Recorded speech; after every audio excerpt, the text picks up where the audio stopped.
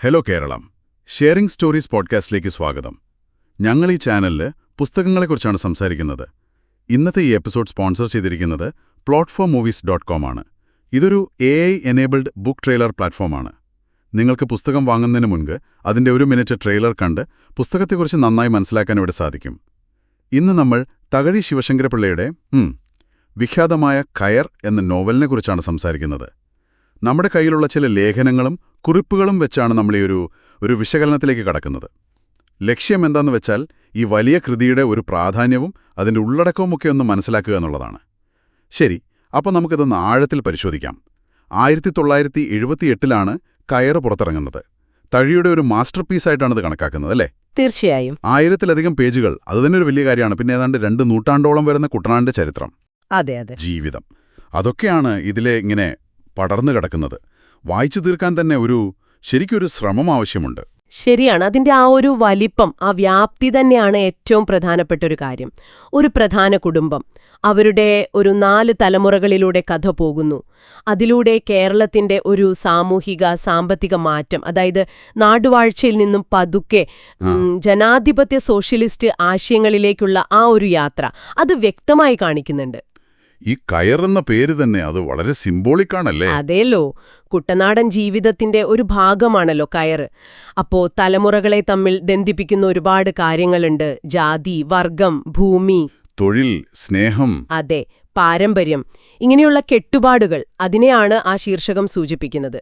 ശരിക്കും പറഞ്ഞാൽ വളരെ അർത്ഥവത്തായൊരു പേരാണത്.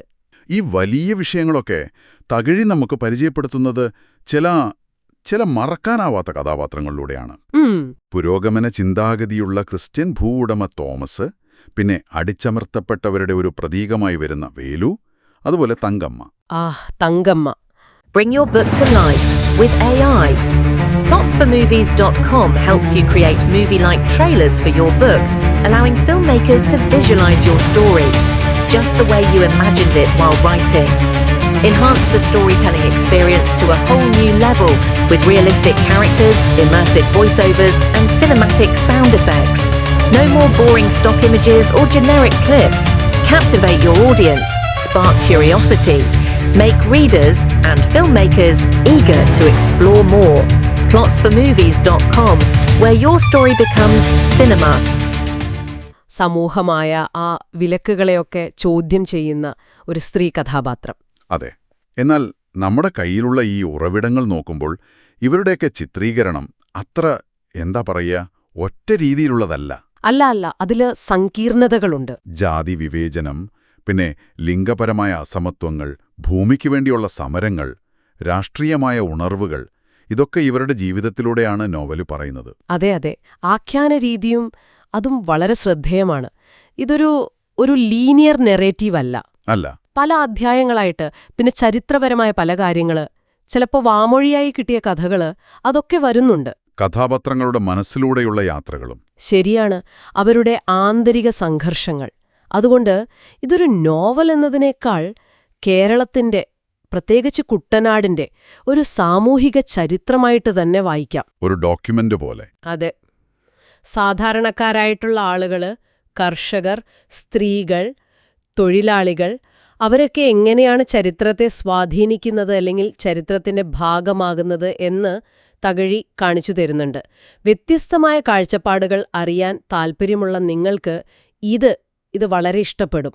ഈ ഉറവിടങ്ങളിലൊക്കെ പറയുന്നൊരു കാര്യമുണ്ട്, ടോൾസ്റ്റോയുടെ വലിയ നോവലുകളുമായിട്ട് തന്നെ താരതമ്യം ചെയ്യുന്നത്. അത് സാധാരണയാണ്, യുദ്ധവും സമാധാനവും പോലെയുള്ള കൃതികളുമായിട്ട്. അതെ, ആ ഒരു സ്കെയില്, സമൂഹത്തിലെ അസമത്വങ്ങൾ, പിന്നെ അതിനെതിരെയുള്ള ചെറുത്തുനിൽപ്പുകൾ, മാറ്റം, ഇതൊക്കെ കാലാതീതമായ വിഷയങ്ങളാണെന്ന് കയർ നമ്മളെ വീണ്ടും ഓർമ്മിപ്പിക്കുന്നു. ശരിയാണ്. അപ്പോൾ ഇന്നത്തെ ഒരു സാഹചര്യത്തില് കേരളത്തെയും ഇവിടുത്തെ സാമൂഹിക മാറ്റങ്ങളെയുമൊക്കെ മനസ്സിലാക്കാൻ ശ്രമിക്കുന്ന ഒരാൾക്ക് ഈ പുസ്തകത്തിൽ നിന്ന് എന്ത് ഉൾക്കാഴ്ചയാണ് ശരിക്കും കിട്ടുന്നത്? ഒരുപാട് കാര്യങ്ങളുണ്ട്. പ്രധാനമായും കേരളത്തിന്റെ ഒരു സാംസ്കാരിക അടിത്തറ, ഇന്ത്യയുടെ തന്നെ സാമൂഹിക പരിണാമത്തിന്റെ ഒരു ചെറിയ ചിത്രം, ഇതൊക്കെ മനസ്സിലാക്കാൻ കയറ് ശരിക്കും ഒരു താക്കോലാണ്.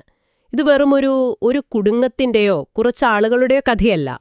അതൊരു സമൂഹം എങ്ങനെ മാറി, എങ്ങനെ പരിണമിച്ചു എന്നുള്ളതിന്റെ ഒരു ആഴത്തിലുള്ള പഠനം തന്നെയാണ്. മനുഷ്യബന്ധങ്ങളുടെ സങ്കീർണത, മണ്ണിനോടുള്ള ബന്ധം, അതെ, തൊഴിലിനോടുള്ള ബന്ധം, അതിജീവനത്തിനായുള്ള പോരാട്ടം എല്ലാം ഇതിലിങ്ങനെ ഇഴചേർന്ന് കിടക്കുന്നു.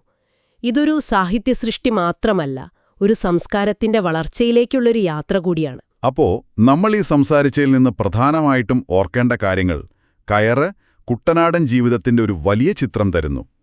തലമുറകളിലൂടെയുള്ള സാമൂഹിക മാറ്റത്തിന്റെ കഥ പറയുന്നു. പിന്നെ മനുഷ്യബന്ധങ്ങളുടെയും സമൂഹത്തിന്റെയും ആ കെട്ടുപാടുകൾ, അതിന്റെ സങ്കീർണതയെക്കുറിച്ച് നമ്മളെ ഓർമ്മിപ്പിക്കുന്നു. ശരിയാണ്. ഇത് നമ്മളെ ഒരു ചിന്തയിലേക്ക് കൂടി കൊണ്ടുപോകുന്നുണ്ട്. തകഴി, കയർ എന്ന രൂപകം ഉപയോഗിച്ചത് സാമൂഹിക ബന്ധങ്ങളുടെയും ചരിത്രത്തിന്റെയും ആ കെട്ടുപാടുകളെ കാണിക്കാനാണല്ലോ.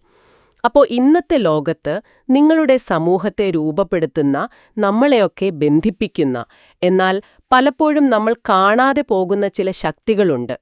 അതിനെ പ്രതിനിധീകരിക്കാൻ നിങ്ങൾക്ക് എന്ത് രൂപകങ്ങൾ ഉപയോഗിക്കാൻ പറ്റും? ഒന്ന് ആലോചിച്ചു നോക്കൂ. വളരെ നല്ലൊരു ചിന്തയാണത്. ഈ പുസ്തകം വായിക്കാൻ താൽപ്പര്യമുള്ളവർക്ക് ഇതിന്റെ ലിങ്ക് താഴെ ഡിസ്ക്രിപ്ഷനിൽ കൊടുത്തിട്ടുണ്ട്. നിങ്ങൾക്കവിടെ നിന്ന് വാങ്ങാവുന്നതാണ്. ഈ ചർച്ച നിങ്ങൾക്ക് ഇഷ്ടമായെന്ന് കരുതുന്നു. ഞങ്ങളുടെ ചാനൽ സബ്സ്ക്രൈബ് ചെയ്തും ഞങ്ങളെ പിന്തുണയ്ക്കണം എന്ന് അഭ്യർത്ഥിക്കുന്നു. അടുത്ത എപ്പിസോഡിൽ വീണ്ടും കാണാം. നന്ദി. Bring your book to life with AI. Plotsformovies.com helps you create movie-like trailers for your book, allowing filmmakers to visualize your story just the way you imagined it while writing. Enhance the storytelling experience to a whole new level with realistic characters, immersive voiceovers, and cinematic sound effects. No more boring stock images or generic clips. Captivate your audience, spark curiosity, make readers and filmmakers eager to explore more. Plotsformovies.com, where your story becomes cinema